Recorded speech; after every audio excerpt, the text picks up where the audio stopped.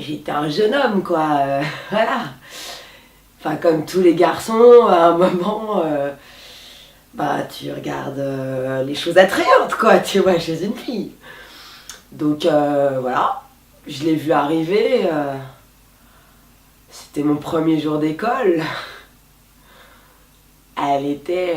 Waouh. Déjà, à la base, j'aimais bien les brunes à franges. Voilà, je sais pas, c'est mon truc, hein. J'aime pas les blondes, j'aime pas les rouquines. J'aime bien les brunes à franges. Voilà. Mais alors elle y avait une espèce d'aura là autour d'elle. Elle s'était mise à crier dans la rue, devant l'école, sans autre explication, enfin sans aucune explication même. Moi j'étais un tout jeune homme. Je sortais de mon BTS, je savais pas ce que j'avais été faire là-dedans et du coup, je sais pas, du jour au lendemain, je m'étais dit tiens, tu vas faire du dessin. Je rentre dans cette école que j'ai choisie un peu par hasard, faut bien le reconnaître, mais alors quel hasard! C'est-à-dire que le jour où je suis arrivée, le jour de la rentrée, quand je l'ai vu arriver en même temps, crier, faire comme si l'espace qu'il y avait tout autour lui appartenait, c'est pas que je suis tombée amoureux. Non, parce qu'on tombe pas amoureux comme ça. C'est juste que, j'étais sous le charme. J'étais vraiment, vraiment sous le charme. Voilà, j'ai fait la prépa, j'ai dessiné, je savais pas trop à certains moments ce que je foutais là d'ailleurs, mais j'étais mieux en tous les cas que quand j'étais en BTS, ça c'était certain. Et voilà, je la regardais un peu du coin de l'œil, on était un petit groupe, on était 4. Elle était donc souvent avec moi, mais je sais pas trop, enfin j'étais un jeune homme quoi, je savais pas trop comment faire avec les filles. Et puis la fin de l'année arrivait doucement et il a fallu qu'on parte tous faire des concours à droite à gauche. Et moi j'avais décidé de tenter une école à Angers.